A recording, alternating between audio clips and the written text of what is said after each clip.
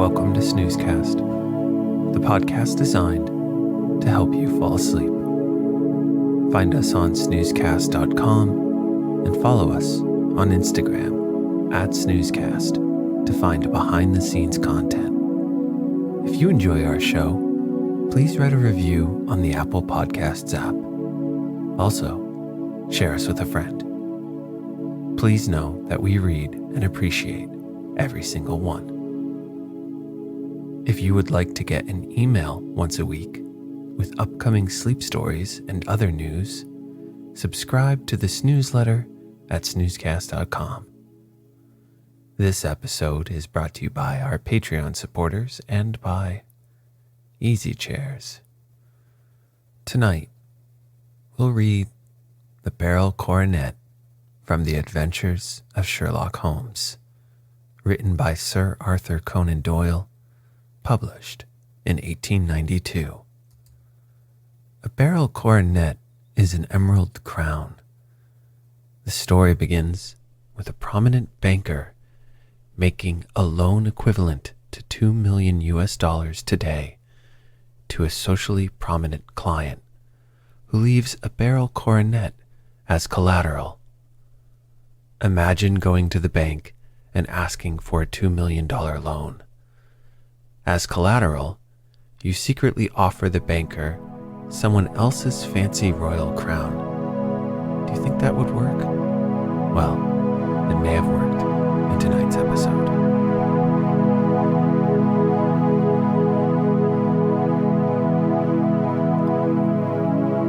Let's get cozy.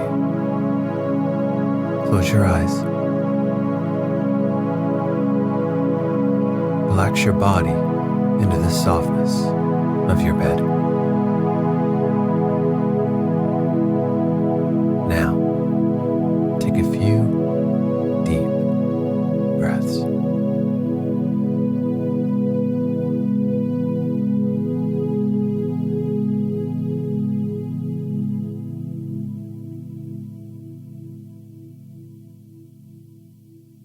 Holmes, said I, as I stood one morning in our bow window looking down the street. Here is a madman coming along.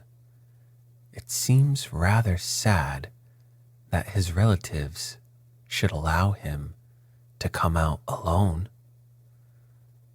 My friend rose lazily from his armchair and stood with his hands in his pockets of his dressing gown, looking over my shoulder. It was a bright, crisp February morning, and the snow of the day before still lay deep upon the ground, shimmering brightly in the wintry sun. Down the center of Baker Street, it had been plowed into a brown, crumbly band by the traffic. But at either side and on the heaped-up edges of the footpaths, it still lay as white as when it fell. The gray pavement had been cleaned and scraped, but was still dangerously slippery, so that there were fewer passengers than usual.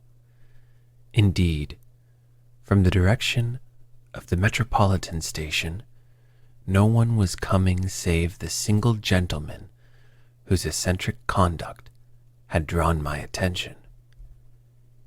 He was a man of about 50, tall, portly, and imposing, with a massive, strongly marked face and a commanding figure.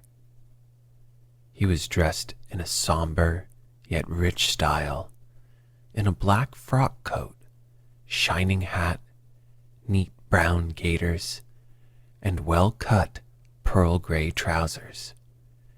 Yet his actions were in absurd contrast to the dignity of his dress and features, for he was running hard, with occasional little springs, such as a wary man gives who is little accustomed to set any tax upon his legs.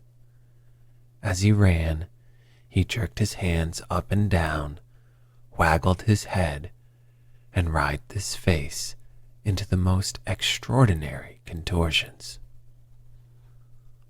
"What on earth can be the matter with him?" I asked. "He is looking up at the numbers of houses." "I believe that he is coming here," said Holmes, rubbing his hands. "Here? Yes, I rather think he is coming to consult me professionally. I think that I recognize the symptoms. Did I not tell you?"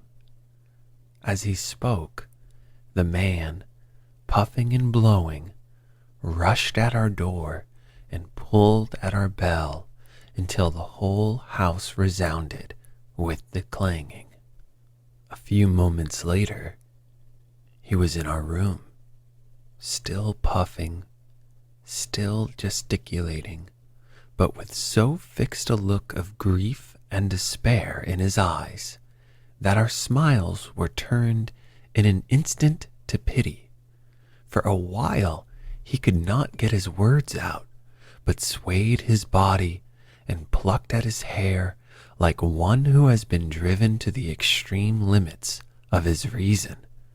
Then suddenly, springing to his feet, he beat his head against the wall with such force that we both rushed upon him and tore him away to the center of the room.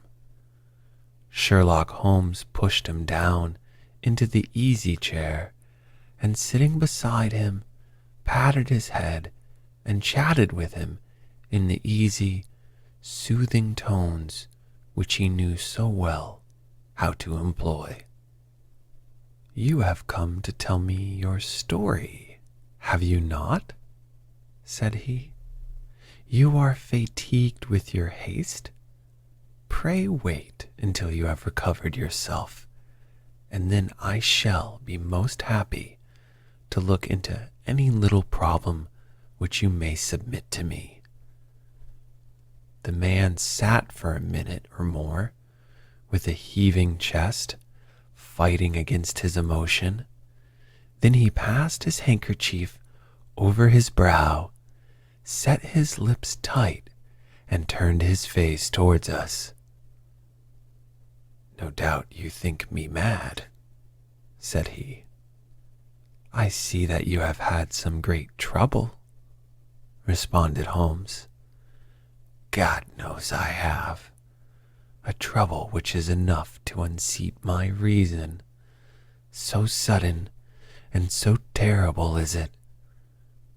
Public disgrace I might have faced, although I am a man whose character has never yet borne a stain.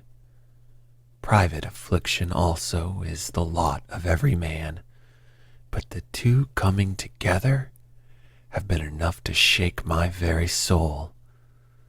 Besides, it is not I alone. The very noblest in the land may suffer unless some way be found out of this horrible affair. Pray, compose yourself, sir," said Holmes, "and let me have a clear account of who you are and what it is that has befallen you." "My name," answered our visitor, "is probably familiar to your ears.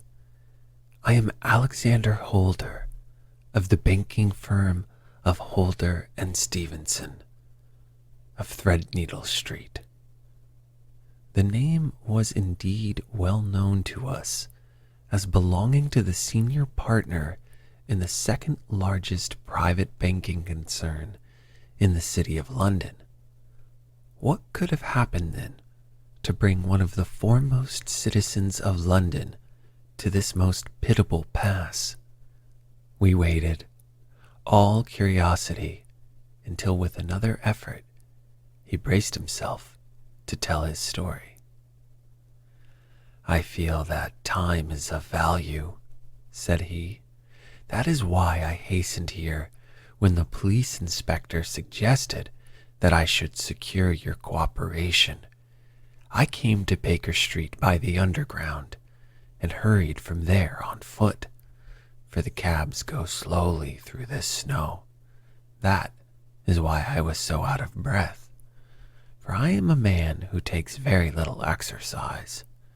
I feel better now, and I will put the facts before you as shortly and yet as clearly as I can.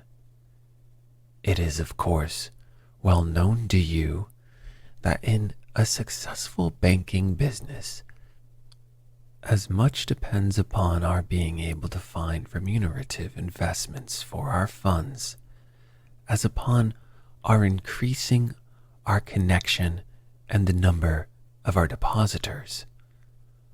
One of our most lucrative means of laying out money is in the shape of loans, where the security is unimpeachable.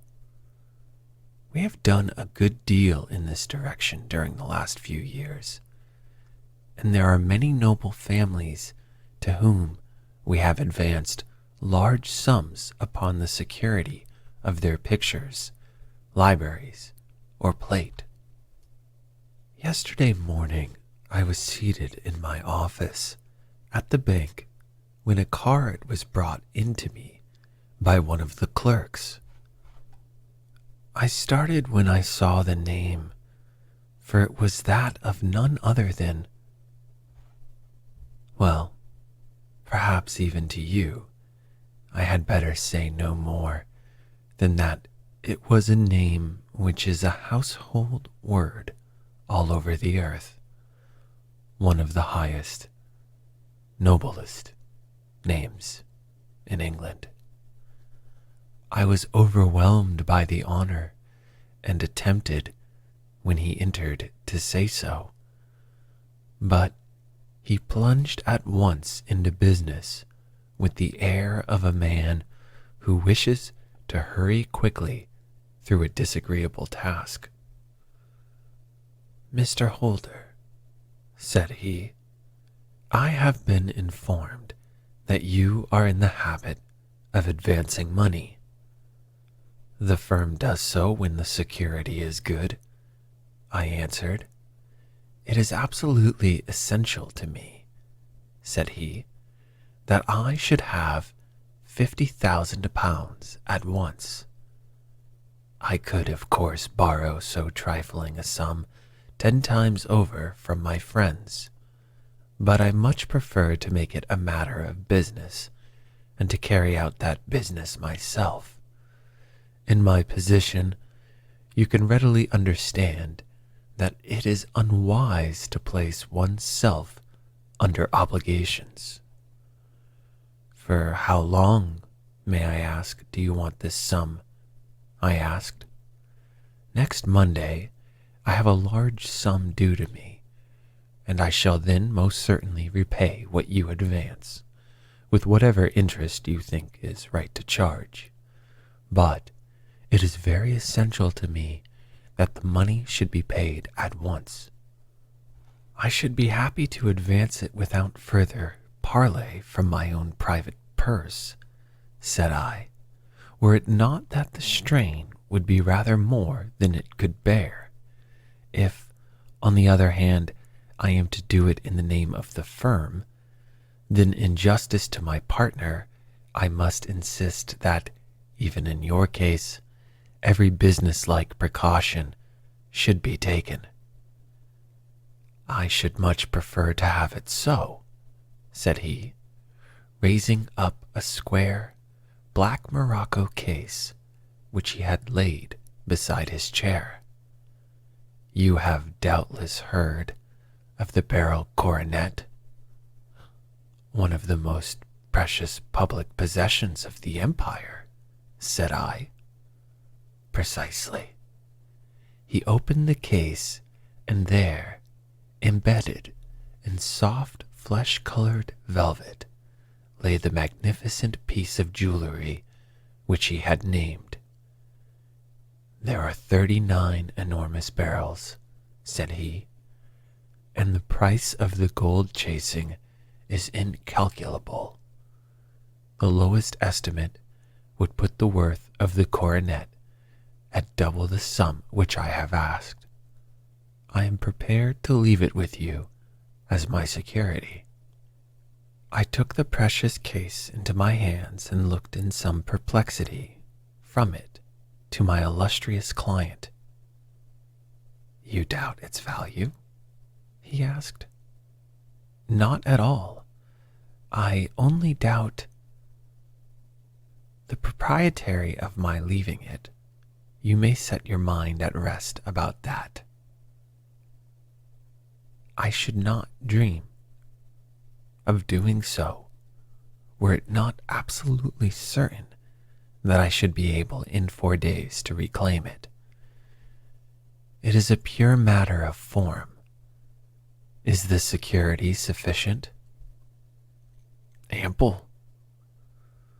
"You understand, Mr. Holder, that I am giving you a strong proof of the confidence which I have in you, founded upon all that I have heard of you. I rely upon you not only to be discreet and to refrain from all gossip upon the matter, but above all to preserve this coronet with every possible precaution, because I need not say that a great public scandal would be caused if any harm were to befall it. Any injury to it would be almost as serious as its complete loss, for there are no barrels in the world to match these, and it would be impossible to replace them.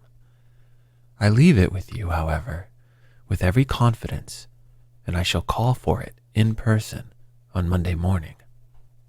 Seeing that my client was ready to leave, I said no more, but, calling for my cashier, I ordered him to pay over 50,000 notes. When I was alone once more, however, with the precious case lying upon the table in front of me, I could not but think with some misgivings of the immense responsibility which it entailed upon me. There could be no doubt that as it was a national possession, a horrible scandal would ensue if any misfortune should occur to it. I already regretted having ever consented to take charge of it. However, it was too late to alter the matter now, so I locked it up in my private safe and turned once more to my work. When evening came, I felt that it would be an imprudence to leave so precious a thing in the office behind me. Bankers' safes had been forced before, and why should not mine be? If so, how terrible would be the position in which I should find myself. I determined, therefore, that for the next few days I would always carry the case backward and forward with me, so that it might never be really out of my reach. With this intention, I called a cab and drove out to my house at Streatham, carrying the jewel with me. I did not breathe freely until I had taken it upstairs and locked it in the bureau of my dressing room. And now a word as to my household, Mr. Holmes, for I wish you to thoroughly understand the situation. My groom and my page sleep out of the house and may be set aside altogether. I have 3 maidservants who have been with me a number of years and whose absolute reliability is quite above suspicion. Another, Lucy Parr, the second waiting maid, has only been in my service a few months. She came with an excellent character, however, and has always given me satisfaction. She is a very pretty girl and has attracted admirers who have occasionally hung about the place. That is the only drawback which we have found to her, but we believe her to be a thoroughly good girl in every way. So much for the servants. My family itself is so small that it will not take me long to describe it. I am a widower and have an only son, Arthur. He has been a disappointment to me, Mr. Holmes, a grievous disappointment. I have no doubt that I am myself to blame. People tell me that I have spoiled him. Very likely I have. When my dear wife died, I felt that he was all I had to love. I could not bear to see the smile fade even for a moment from his face. I have never denied him a wish. Perhaps it would have been better for both of us had I been sterner, but I meant it for the best. It was naturally my intention that he should succeed me in my business, but he was not of a business turn. He was wild, wayward, and to speak the truth, I could not trust him in the handling of large sums of money. When he was young, he became a member of an aristocratic club, and there, having charming manners, he was soon the intimate of a number of men with long purses and expensive habits. He learned to play heavily at cards and to squander money on the turf, until he had again and again implored me to give him an advance upon his allowance, that he might settle his debts of honor. He tried more than once to break away from the dangerous company which he was keeping, but each time the influence of his friend, Sir George Burnwell, was enough to draw him back again. And indeed, I could not wonder that such a man as Sir George Burnwell should gain an influence over him, for he has frequently brought him to my house, and I have found myself that I could hardly resist the fascination of his manner.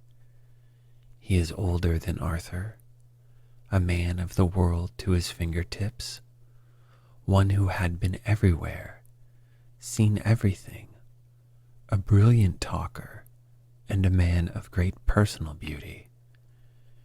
Yet when I think of him in cold blood, far away from the glamour of his presence, I am convinced from his cynical speech and the look which I have caught in his eyes that he is one who should be deeply distrusted. So I think, and so too thinks my little Mary,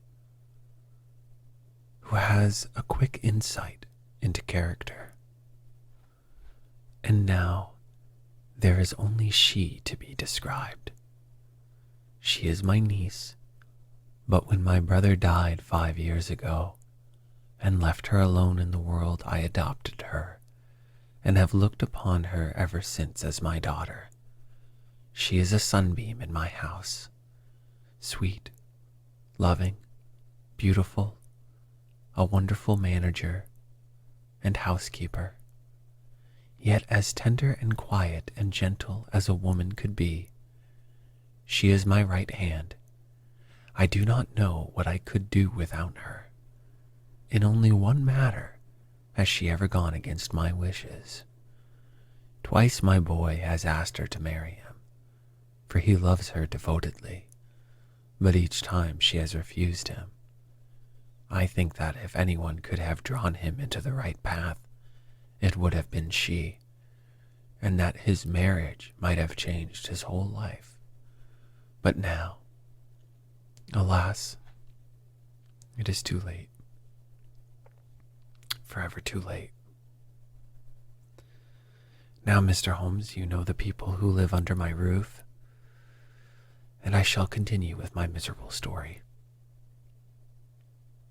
When we were taking coffee in the drawing room that night after dinner, I told Arthur and Mary my experience, and of the precious treasure which we had under our roof, suppressing only the name of my client. Lucy Parr, who had brought in the coffee, had, I am sure, left the room, but I cannot swear that the door was closed. Mary and Arthur were much more interested and wished to see the famous coronet, but I thought better not to disturb it. "Where have you put it?" asked Arthur. "In my own bureau." "Well, I hope to goodness the house won't be burgled during the night," said he. "It is locked up," I answered. "Oh, any old key will fit that bureau. When I was a youngster, I have opened it myself with the key of the box-room cupboard." He often had a wild way of talking, so that I thought little of what he said. He followed me to my room, however, that night, with a very grave face. "Look here, Dad," said he, with his eyes cast down. "Can you let me have 200 pounds? "No, I cannot," I answered sharply. "I've been far too generous with you in money matters." "You have been very kind," said he, "but I must have this money, or else I can never show my face inside the club again." "And a very good thing, too," I cried. "Yes, but you would not have me leave it a dishonored man," said he. "I could not bear the disgrace. I must raise the money in some way, and if you will not let me have it, then I must try other means." I was very angry, for this was the third demand during the month. "You shall not have a farthing from me," I cried, on which he bowed and left the room without another word. When he was gone, I unlocked my bureau, made sure that my treasure was safe, and locked it again. Then I started to go round the house to see that all was secure, a duty which I usually leave to Mary, but which I thought it well to perform myself that night. As I came down the stairs, I saw Mary herself at the side window of the hall, which she closed and fastened as I approached. "Tell me, Dad," said she, looking, I thought, a little disturbed, "did you give Lucy, the maid, leave to go out tonight?" "Certainly not. She came in just now by the back door. I have no doubt that she has only been to the side gate to see someone, but I think that it is hardly safe and should be stopped. You must speak to her in the morning, or I will if you prefer it. Are you sure that everything is fastened?" "Quite sure, Dad." "Then good night." I kissed her and went up to my bedroom again, where I was soon asleep. I am endeavoring to tell you everything, Mr. Holmes, which may have any bearing upon the case, but I beg that you will question me upon any point which I do not make clear. On the contrary, your statement is singularly lucid. I come to a part of my story now in which I should wish to be particularly so. I am not a very heavy sleeper, and the worry in my mind tended, no doubt, to make me even less so than usual. About 2 in the morning, then, I was awakened by some sound in the house. It had ceased when I was wide awake, but it had left an impression behind it as though a window had gently closed somewhere. I lay listening with all my ears. Suddenly, there was a distinct sound of footsteps moving softly in the next room. I slipped out of bed, all palpitating with fear, and peeped round the corner of my dressing-room door. "Arthur," I screamed, "you villain, you thief! How dare you touch that coronet?"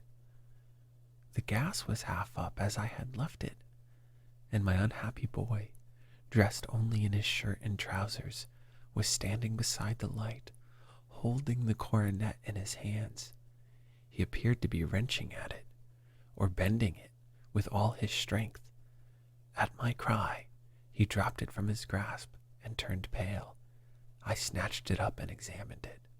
One of the gold corners, with 3 of the barrels in it, was missing. "You scoundrel!" I shouted, beside myself with rage. "You have destroyed it. You have dishonored me forever. Where are the jewels which you have stolen?" "Stolen?" he cried. "Yes, thief," I roared, shaking him by the shoulder. "There are none missing. There cannot be any missing," said he. "There are 3 missing, and you know where they are. Must I call you a liar as well as a thief? Did I not see you trying to tear off another piece?" "You have called me enough names," said he. "I will not stand it any longer. I shall not say another word about this business, since you have chosen to insult me. I will leave your house in the morning, and make my own way in the world." "You shall leave it in the hands of the police," I cried, half mad with grief and rage. "I shall have this matter probed to the bottom." "You shall learn nothing from me," said he, with a passion such as I should not have thought was in his nature.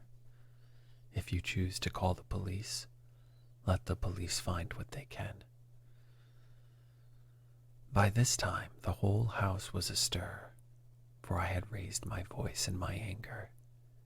Mary was the first to rush into the room, and, at the sight of the coronet and of Arthur's face, she read the whole story, and with a scream fell down senseless on the ground.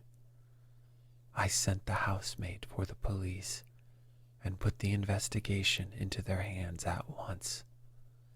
When the inspector and a constable entered the house, Arthur, who had stood sullenly with his arms folded, asked me whether it was my intention to charge him with theft. I answered that it had ceased to be a private matter, but had become a public one, since the ruined coronet was national property. I was determined that the law should have its way in everything. "At least," said he, "you will not have me arrested at once. It would be to your advantage as well as mine if I might leave the house for 5 minutes." "That you may get away with, or perhaps that you may conceal what you have stolen?" said I.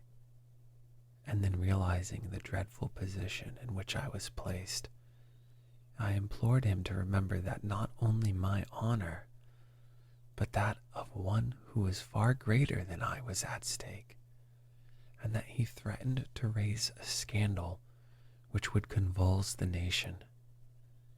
He might avert it all if he would but tell me what he had done with the 3 missing stones. "You may as well face the matter," said I. "You have been caught in the act, and no confession could make your guilt more heinous. If you but make such reparation as is in your power, by telling us where the barrels are, all shall be forgiven and forgotten." "Keep your forgiveness for those who ask for it," he answered, turning away from me with a sneer. I saw that he was too hardened for any words of mine to influence him. There was but one way for it. I called in the inspector and gave him into custody.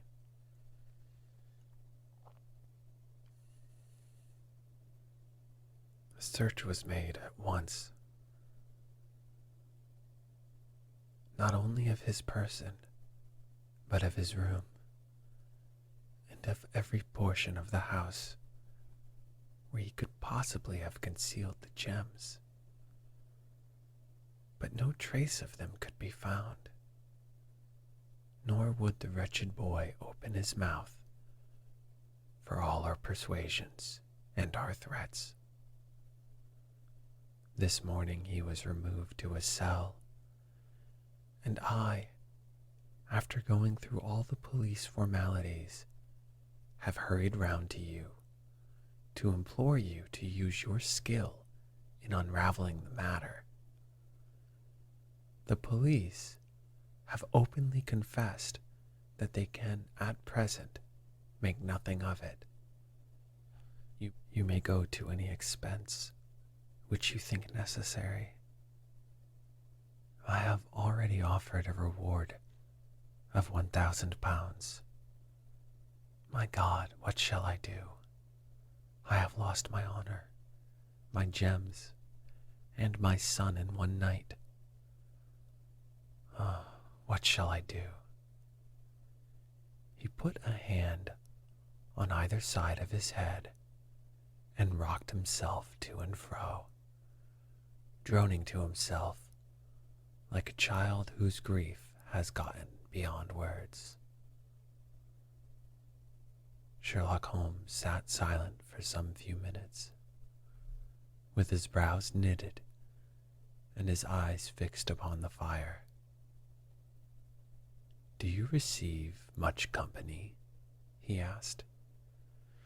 "None, save my partner with his family and an occasional friend of Arthur's. Sir Burnwell has been several times lately. No one else, I think. Do you go out much in society?" "Arthur does. Mary and I stay at home. Neither of us care for it." "That is unusual in a young girl. She is of a quiet nature. Besides, she is not so very young. She is 24. This matter, from what you say, seems to have been a shock to her also. Terrible. She's even more affected than I. You have neither of you any doubt as to your son's guilt?" "How can we have when I saw him with my own eyes and the coronet in his hands?" "I hardly consider that a conclusive proof. Was the remainder of the coronet at all injured?" "Yes, it was twisted." "Do you not think then that he might have been trying to straighten it?" "God bless you. You are doing what you can for him and for me, but it is too heavy a task. What was he doing there at all? If his purpose were innocent, why did he not say so?" "Precisely. And if it were guilty, why did he not invent a lie?" "His silence appears to me to cut both ways. There are several singular points about the case. What did the police think of the noise which awoke you from your sleep?" "They considered that it might be caused by Arthur's closing his bedroom door. A likely story, as if a man bent on felony would slam his door so as to wake a household. What did they say then of the disappearance of these gems?" "They are still sounding the planking and probing the furniture in the hope of finding them." "Have they thought of looking outside the house?" "Yes, they have shown extraordinary energy. The whole garden has already been examined." "Now, my dear sir," said Holmes, "it is not obvious to you now that this matter really strikes very much deeper than either you or the police were at first inclined to think. It appeared to you to be a simple case, To me, it seems exceedingly complex. Consider what is involved by your theory. You suppose that your son came down from his bed, went, at great risk, to your dressing room, opened your bureau, took out your coronet, broke off by main force a small portion of it, went off to some other place, concealed 3 gems out of 39 with such skill that nobody can find them, and then returned with the other 36 into the room in which he exposed himself to the greatest danger of being discovered? I ask you now, is such a theory tenable? But what other is there? Cried the banker, with a gesture of despair. If his motives were innocent, why does he not explain them? It is our task to find that out, replied Holmes. So now, if you please, Mr. Holder, we will set off for Streatham together and devote an hour to glancing a little more closely into details. My friend insisted upon my accompanying them in their expedition, which I was eager enough to do, for my curiosity and sympathy were deeply stirred by the story we had listened.